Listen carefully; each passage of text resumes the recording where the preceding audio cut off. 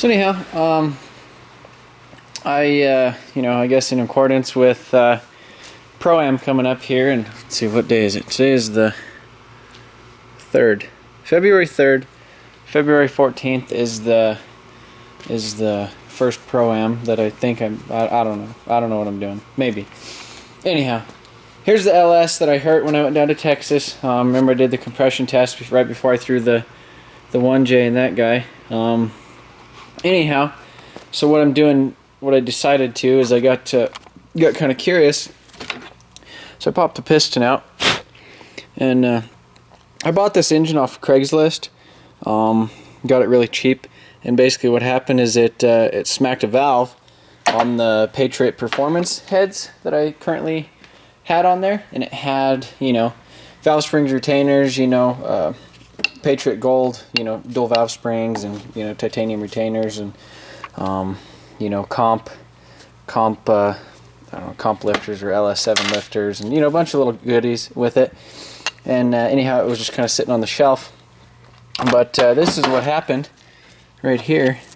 I was looking around the top of it, and the piston ring actually didn't go, but the skirt right there. So that's exactly what happened to it. And I mean, some of it still ran good, but yeah, just pretty much popped the ringland out of it. Basically what causes that is excessive heat, RPM, all that crap. So that's pretty much what happened. I think it might have been, I'm not sure why I did it exactly. I mean, there's no real signs of detonation or anything on the top of the piston. I mean, the spark plug looked good, all that stuff. But yeah, I wasn't running the nitrous on it when it happened either. Yeah, look at that. Pop all those guys out of there. Yeah, that's what happens to a factory piston. So I'm not 100% sure what I want to do with this guy. The whole LS thing, but yeah, I mean, it blew out that whole entire ring line right there, both of them. I mean, the piston rings still look good. So yeah, like I said, I'm not sure what exactly to think. I mean, the cylinder has a little bit of scoring in it, but can't really feel it too much, and there's a little bit up there too, but it's not crazy, nothing that a hone couldn't take out. I mean, the block looks, beautiful, pretty much exactly how, the crank journals, all that stuff. Here's the bearing that came out of it. So I mean, that still looks, it has a little bit of wear on it. You could tell where there's some metally looking crap going through the center, but I mean, overall it wasn't too crazy. But yeah, I don't know, I'm not sure, I don't know what to do. There's too many options that yeah, I have the the JZ in this car, and then the 1JZ in that car. This good thing about this guys, it has this R154 in it, which is the good tranny, it won't blow up when you're doing all kinds of clutch kicks and drifting and all that crazy stuff. It's got this crazy 4-inch exhaust, but this one has the W58 in it, and I don't think that would that'd hold up too well to the power that I want to make. So I don't know, I need to figure something out. So I went ahead and pulled out this second to last piston over here as well, because as I recall, this one was low compression too. All the others were like 180. This was like 180, 180, and this was like 125 or 70, and this one was like 30. I don't know what it was, something like that. Anyhow, I pulled it out, and this was it. So that's the chunk that came out of it. But yeah, so that's why I was pushing oil. That's why it was smoking. That's why it was idling like shit. Son of a bitch, I did a run like this whenever it was like that, and I mean, it still had gobs of power. These damn LSs are kind of interesting. But But yeah, I'm not sure. A set of pistons and rods forged, you know, aftermarket, are about $1,000.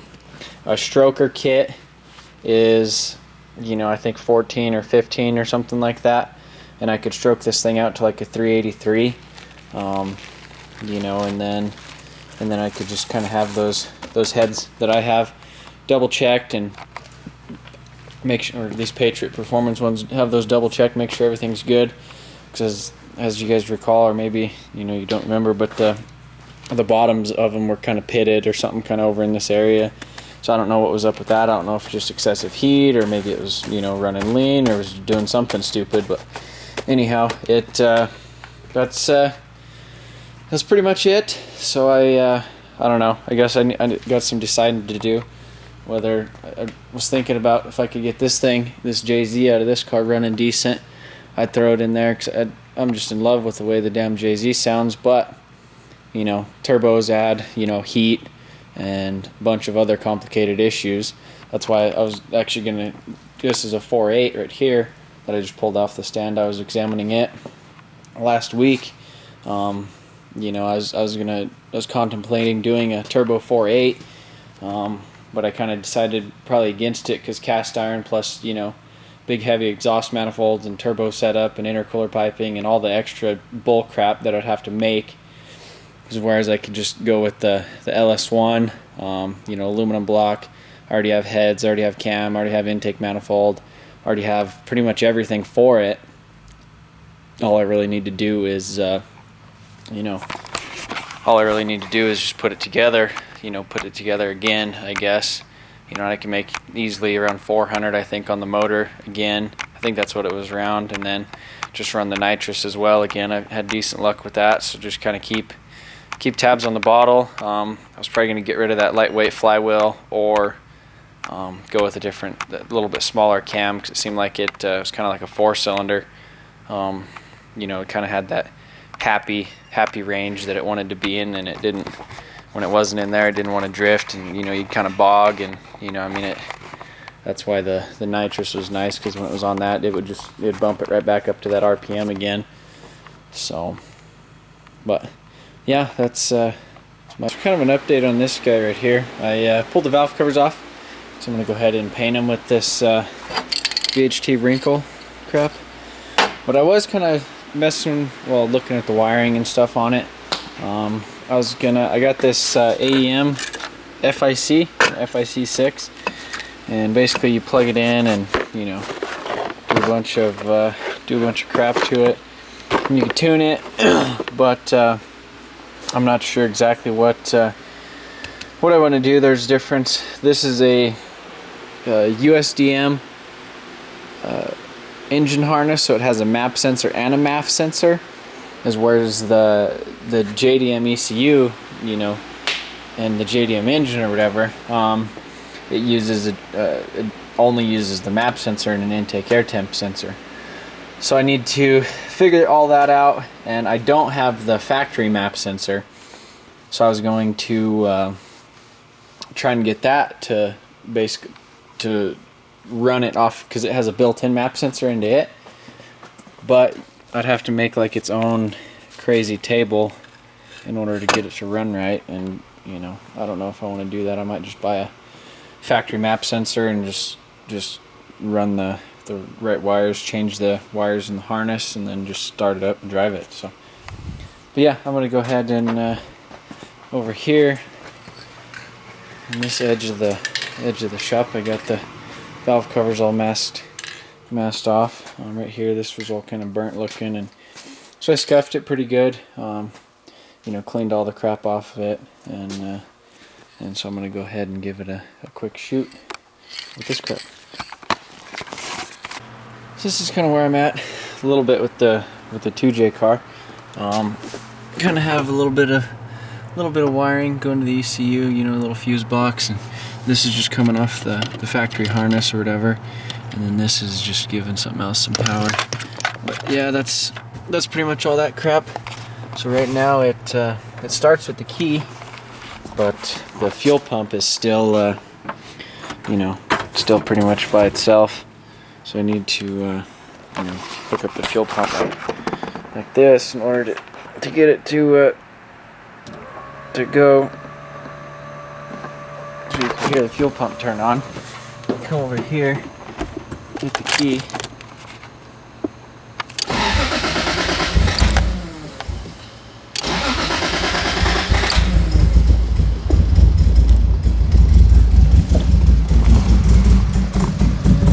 It doesn't like that there's no power either, because the alternator's not charging as well. But anyhow, this is got some of the wiring and stuff tucked away, kind of how it's supposed to be. Had this fan, had it running for actually a little while.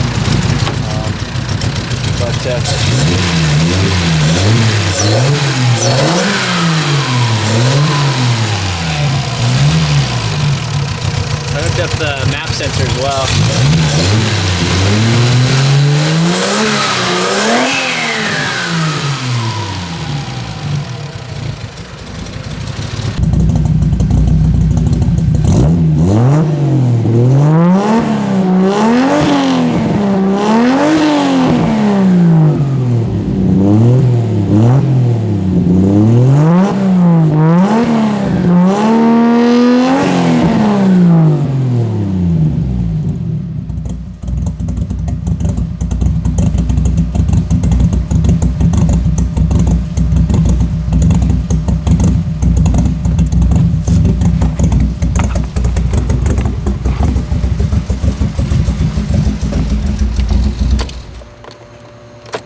But yeah, that's pretty much the situation with the fuel pump, or with the 2J car. I ended up finding a map sensor from one of my buddies in Denver. So I got this is a 1J map sensor. They're supposed to be mounted on the firewall. 2J's bolt right there.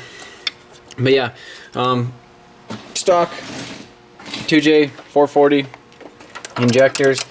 Stock map sensor, stock ECU. Right now I have a 5 psi spring down there in the wastegate. So yeah, pretty much what I really need to do now is this intercooler. It was sitting with the car for a little while. You can see all kind of the dirt and grime and stuff in there. So I'm gonna go ahead and pop these boots off here and clean the pipe and clean the core and stuff to grease it real good before I actually strap it on here. But yeah, need to hook up another little, the coolant lines or whatever, a few little things. But so yeah, I guess I really don't know what the hell I'm gonna do about drifting this season. It's right now it's just kind of a big money game for me. And it's not necessarily that I can't afford to do it this year. It's that if I afford to do it this year, I won't be able to do essentially anything else as far as investments wise. I love drifting. I love the people and the events, and like the adventure of it is pretty much one of the biggest things I like about it. As far as it seems like a lot of the other people out there, they're either completely broke, they're in debt, they have family that's helping them out, or they have some sort of company or something else, going for them to where they could kind of afford it. And me, it's pretty much just me here doing this, working on cars all day and stuff like that. But yeah, I really want to give myself kind of a foundation for my life. I was thinking about doing my goal is to get 1 or 2 rental properties to where I could finance the property and then just have a little bit of the extra income coming in every month. That would kind of help out around the shop bills and the overhead and stuff like that goes along with it. And I have the opportunity to do that now, whereas if I go start drifting again and start going out of state at least once a month and spending all kinds of money on tires and event fees and, you know, the costs of travel and everything to get out there, doesn't really give me any extra money. You know, all the extra money that I guess I do make that I could, I guess, throw away at drifting, it doesn't really go to any good, I guess, wise use. You know, it pretty much just kind of gets thrown up in the air. And I mean, I have a shitload of fun doing it, you know, and going to the events and all that stuff. But as far as like a, you know, financial stability, it's not getting me any further. I'm not investing in anything. It's not, you know, it's not progressing me forward further in life. It's just progressing me in drifting, which the further you go in drifting, the more money you need. So that's kind of what I think I might end up doing this season. You know, it's kind of not completely not drifting. You know, I'm definitely going to do the Vegas Drift, the Albuquerque event, and the Colorado event. You know, 100%. You know, and then they're doing drift days every 2 weeks. But you know, it's just it just gets so, you know, demanding, I guess the money that you have to do to progress in the sport and keep yourself competitive. You know, because I mean, you guys have guys out there that, you know, have better resources and more dedication than you know, I guess than me. But or I guess better resources or more dedication to the sport. But you know, it's just kind of a tough decision for me, doing that. You know, I feel like a lot of you guys watch because I go to drift events and I build the car, and you get to watch me build it. You get to watch, you know, do donuts in the parking lot, load it on the trailer, go to the events, you know, have the video of the car, you know, me driving and stuff at the events. You know, and I should still be able to do something like that. But yeah, I mean, today's Monday. You know, the day I upload the video, or supposed to upload this video, Monday, February 9th. The Phoenix is February 14th. So I mean, I'd have to leave Thursday. As you could tell, this guy right here, I don't know what, oh, the frame, yeah, this guy right here, that's the LS, right there. And then I have the 2J in here and the 1J in the car. But I feel like you know, to be at the proper, you know, power level, power to weight to grip to whatever, I need around, you know, 400, you know, I mean, at least 350 to 400 horse, and that 1J right now is probably like 280. You know, the LS, if I figured out a way to smash that back in there, that'd be close to 400, and then, you know, 450 on the nitrous or so. But, you know, I feel like I'd have to bust ass on that just to get back and change the setup. But yeah, I don't know. Let me know what you guys think. You know, I mean, but either way, I think I'm gonna try to do what's either, you know, what I decide I want to do, or what's best for me financially. You know, whether to, you know, kind of progress financially to where I have a better base layer, you know, to drift off of, essentially. You know, because that's what I like doing. I like drifting. I like going to the events, and I'd like to be, you know, up there in the, you know, driving with all the you know, awesome pro guys and stuff like that. But in order to get there, you need money. You know, and I don't want to go into debt. I don't want to borrow a bunch of money from, you know, the bank or credit cards or anything stupid like that, which I mean, a lot of people do. You know, but my parents went through, you know, bankruptcy and all that crap, and I definitely don't want to go through that. So, but the other thing about drifting is, I mean, there's pretty much just no money in it. I mean, pretty much you go through the Pro-Am stage, you spend, I mean, my tires are about $100 a piece. I get, you know, 10 or so runs on each set. You know, and I mean, you probably do, you know, at least 10 to 15 rounds of practice usually when you go somewhere. So I mean, you're going through probably, at least I'm going through 3 sets of tires in the event at $100 a pop, plus you have the $150 entry fee, plus about, you know, $300 to $450 in fuel to get there, plus hotel, plus, you know, food and all that other stuff. And I mean, there's not really any prizes, I guess, in the certain pro-ams for, you know, as far as money or, you know, super stuff. I mean, there's a few little things, but nothing significant. I mean, so pretty much you're out there just for competition, for the sake of competition, and that you love the sport.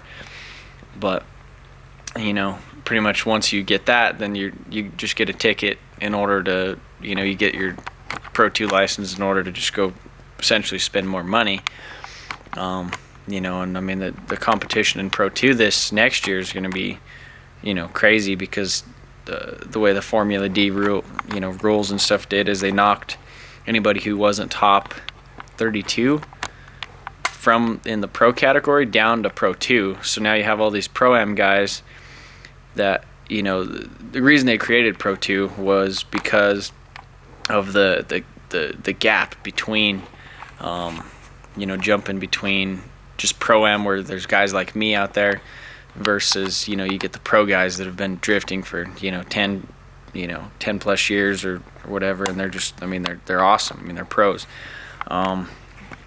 So they kind of put the Pro 2 in there to, you know, bridge that gap.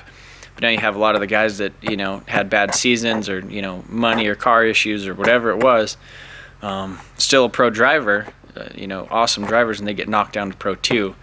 And I believe the only way you could actually advance into the pro category is if you're top 8 in the Pro 2, or top 16 or something like that. I think it's top 8 in Pro 2 get the actual pro license.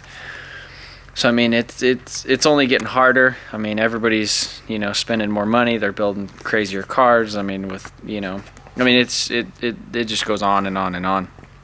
But I mean, they definitely have the means to, or, you know, they're just spending every bit of money they have to do it. And even then, I mean, where's the money? You know, I mean, I can't do this, you know, chasing it like that and just go completely broke. You know, so I mean, if I could figure out a way, you know, to actually not make money, but at least ease the burden of drifting, you know, and that's, you know, I guess something I just haven't figured out yet, and that's what, I mean, a lot of guys are trying to figure out. But yeah, it's fun.